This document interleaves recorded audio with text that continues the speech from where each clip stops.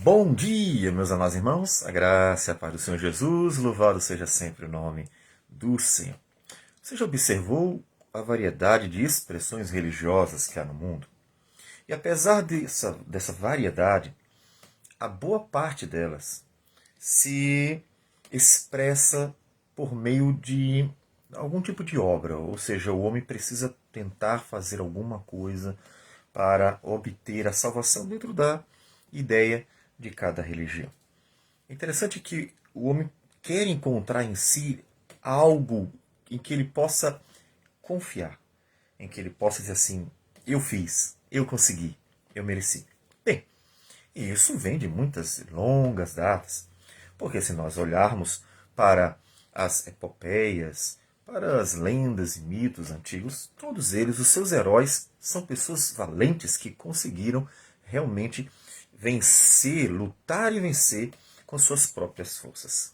E assim o homem vai tentando galgar os méritos da salvação em praticamente todas as religiões. Mas não é assim que o Senhor nos revela que é a sua graciosa salvação.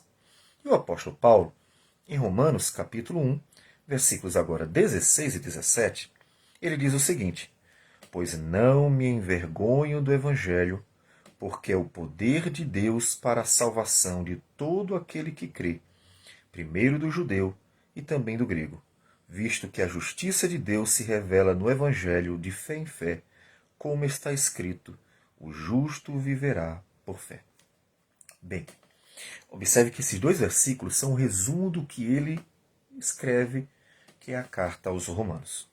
Ele já se apresentou, já trouxe algumas informações adicionais sobre o seu desejo de vê-los e justifica inclusive a carta, né? Porque ele queria muito vê-los pessoalmente. Uma vez que ele foi impedido, e aí entendemos providência de Deus, Paulo, inspirado pelo Senhor, escreve a carta, que é uma carta magnífica, importantíssima, porque é a carta que melhor explica o que é o Evangelho do começo até o fim. Portanto, veja a providência de Deus em ter mantido Paulo no desejo de ver os romanos e pregar a palavra, porque ele se sentia devedor a todos os gregos, a todos os gentios, de pregar para eles, porque era esse o seu ministério. E nesse desejo, ele termina resolvendo, o solucionando, escrevendo para eles. Bem, por que ele precisa dizer que não se envergonha do Evangelho? Para nós, hoje, talvez todo cristão diga assim: não, mas quem é que vai se envergonhar do Evangelho? Afinal das contas, isso se tornou comum, né? O Evangelho se tornou comum no mundo inteiro. O cristianismo se tornou comum no mundo inteiro. Talvez as pessoas digam assim: não, mas é só mais uma religião, não, ninguém tem que se envergonhar dela, cada um com a sua, né? E, inclusive, ali mora o perigo. Quando o cristianismo se torna apenas mais uma religião e as pessoas vão para as igrejas e cultos por uma mera questão religiosa, dentro dessa ideia de que é mais uma religião, então o cristianismo deixa de ser sal da terra e luz do mundo. Mas havia algo ali marcante, chocante, né? Ele diz: não me envergonho do Evangelho. E aí a gente lembra o que o apóstolo Paulo nos diz em 1 Coríntios, capítulo 1, versículo a partir do 18. Certamente a palavra da cruz é loucura para os que se perdem, mas para nós que somos salvos, poder de Deus. Pois está escrito: destruirei a sabedoria dos sábios e aniquilarei a inteligência dos instruídos.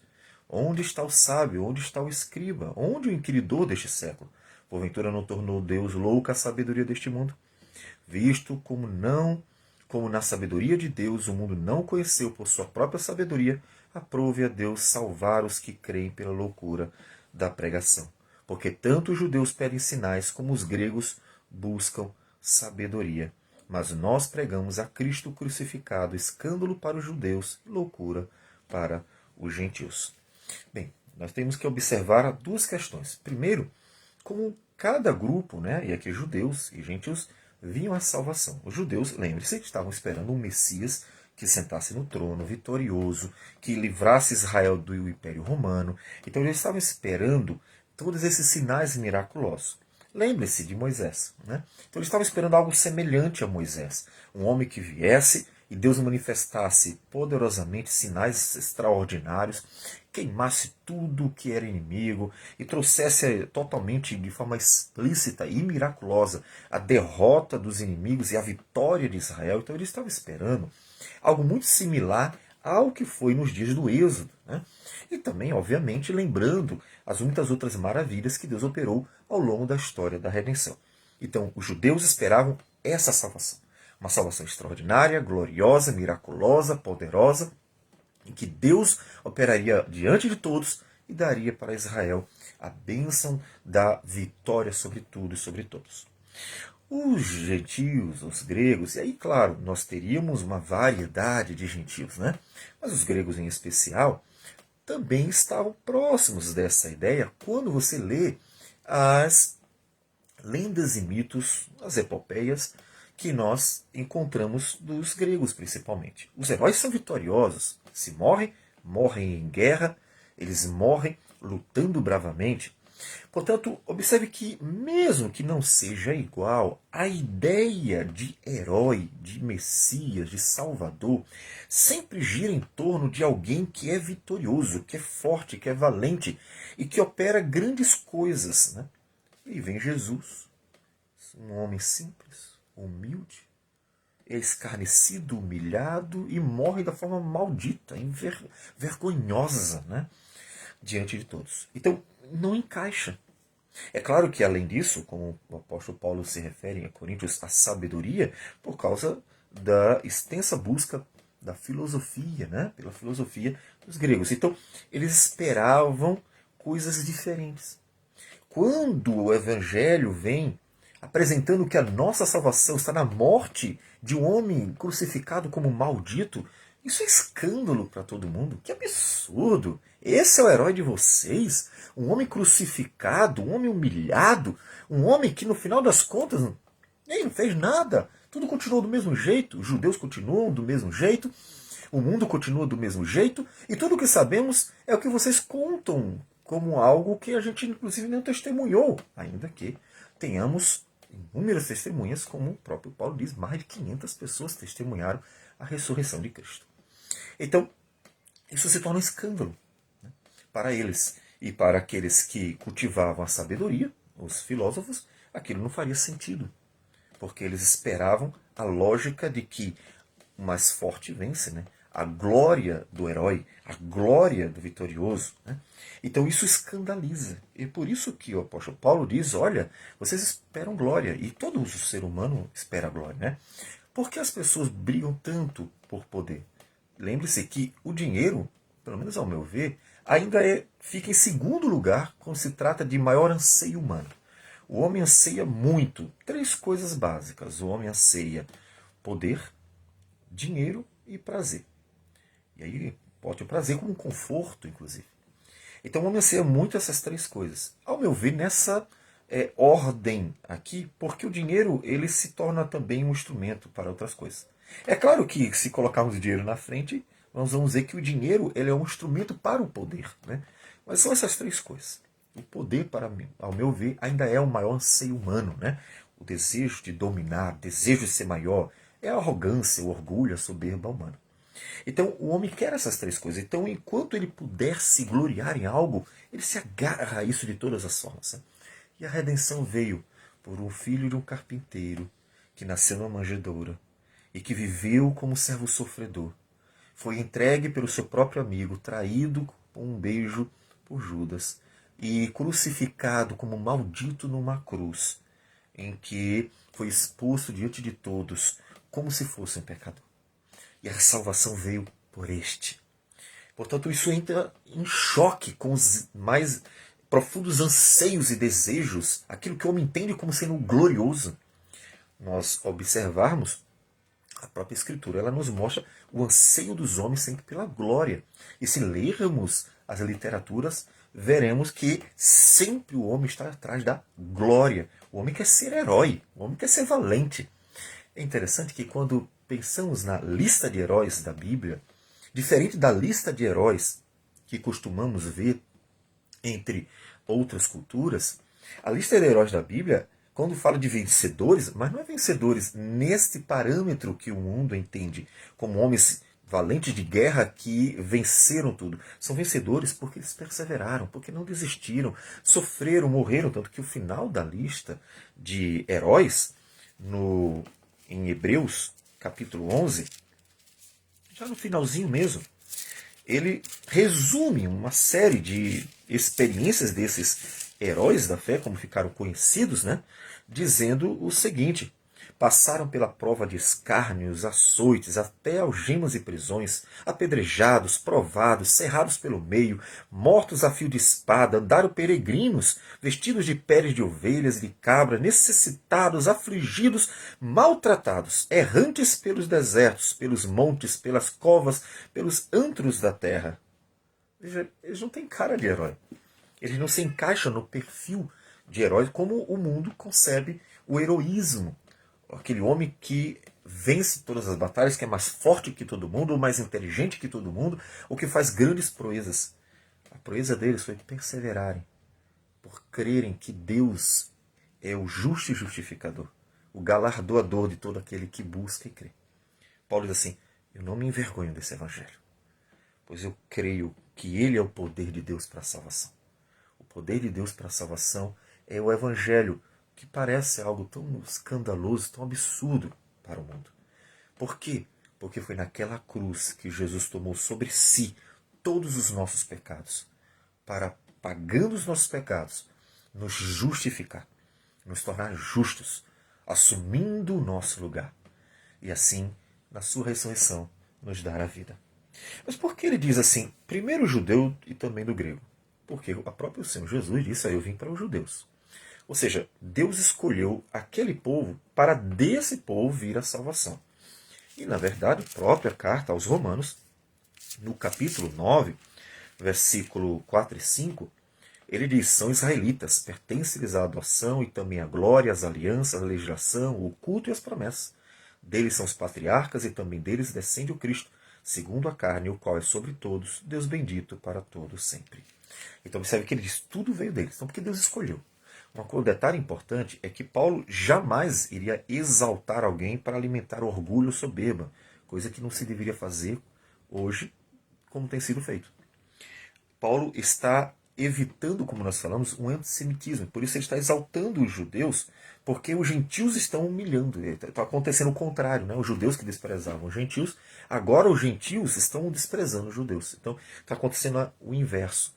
E aí ele tem que mostrar que, opa, peraí, os judeus negaram, os judeus realmente não creem. Todavia, calma, eles tiveram um papel importante, eles podem ainda ser salvos, então tenham cuidado. Então ele está mostrando que não é para simplesmente se tornar antissemita pelo fato deles terem negado a Cristo, crucificado a Cristo. Então, Paulo está tendo cuidado de equilibrar a coisa, e não de alimentar o ego de alguém que seja judeu dentro da igreja, de forma alguma. Então, primeiro judeu, porque foi esse povo que Deus escolheu para ser o povo que seria um instrumento para a salvação, como Jesus é judeu. Então, primeiro deles. Então, começou com eles. Aqueles que primeiro receberam a mensagem, aqueles que receberam primeiro tudo. Tanto é que Pentecostes acontece entre os judeus. Todas as primeiras pregações é entre os judeus. Então, começa com eles. Porque foi Deus quem escolheu que fosse a partir deles que a salvação viesse. Mas, obviamente, ela alcançaria o mundo. E no Antigo Testamento já é mostrado isso, que a salvação seria dada também aos gentios, por meio de vários gentios que vão entrando, né? Os gibeonitas, por exemplo, Raabe, Ruth e tantos outros personagens que vão entrando até na genealogia de Jesus Cristo. Então a salvação se estende mais amplamente, não só para judeus, mas também para gregos, visto que a justiça de Deus se revela no Evangelho. O Evangelho manifesta a justiça de Deus. Mas como?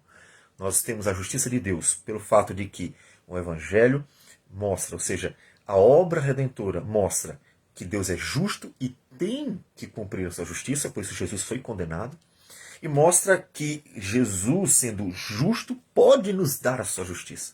Então é interessante que o Evangelho ele exalta a justiça de Deus de todas as formas. Exalta a justiça de Deus porque ele cumpre a sua palavra lá atrás: aquele que pecar morrerá, ou no dia que pecar morrerá. E a toda vez que Deus diz, desde o Éden, né, certamente morrerás quando comer do fruto proibido. Então Deus cumpriu Deus disse que o salário do pecado era a morte e, de fato, ele cumpriu a sua palavra. E Cristo morreu pagando o preço. Então, Deus satisfez a sua justiça. Ele mostrou que ele é tão justo que ele não pode, nem por amor àqueles que ele escolheu, ele não pode abrir mão da sua justiça. Então, Deus é 100% justo. Né?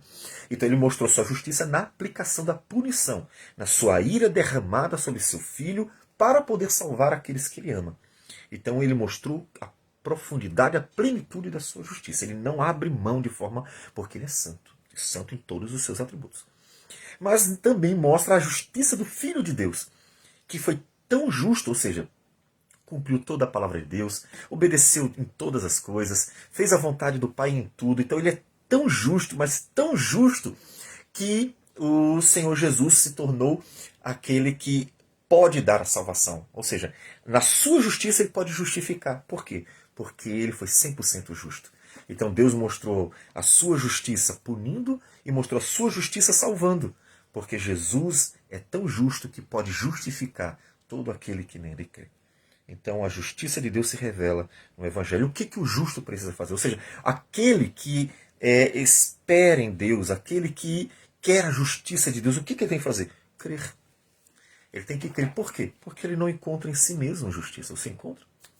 Por melhor que você seja, a Escritura diz que devemos ser irrepreensíveis. Mas isso não significa ser perfeito. Significa ser pessoas que vivem de forma agradável a Deus da melhor forma possível. São pecadores, mas vivendo da forma mais reta possível. Esses são pecadores ainda. Então não há justo a não ser Cristo. Né? Então, o que a gente faz? Confie na justiça dele. Confie no amor, na graça, na misericórdia, na bondade daquele que, sendo 100% justo, disse para nós voluntariamente: eu quero dar a minha justiça para vocês. Eu quero justificar vocês. Eu quero que vocês tenham aquilo que é meu por direito. Então, o justo viverá pela fé. Ele viverá pela confiança na bondade, no amor, na graça, na misericórdia do Senhor e na justiça do Senhor. Por sendo ele justo, ele pode nos dar a justiça. Porque a justiça que foi aplicada pela ira divina, essa já foi. E, portanto, isso cabe apenas para aqueles que um dia, tendo negado a Cristo, vão ter que sofrer aquilo que Jesus já sofreu por nós.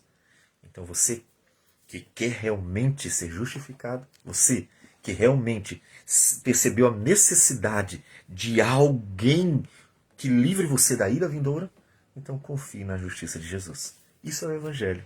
O Evangelho é a justiça de Deus, a manifestação dela, de tal modo que somos justificados por Cristo Jesus. Vamos orar ao Senhor. Senhor Deus amado, bendito é o teu nome. Obrigado, porque a salvação, ó Deus, nos é dada graciosamente em teu Filho. Que o Senhor nos dê graça para glorificar o teu nome e honrar o teu nome humildemente, na certeza de que o Senhor basta e que a justiça de Cristo é suficiente e eficaz para que possamos viver pela fé. Para assim o teu nome seja glorificado, Senhor. Receba a nossa oração, em nome de Jesus. Amém, Senhor. Que Deus abençoe a todos e tenham um bom dia.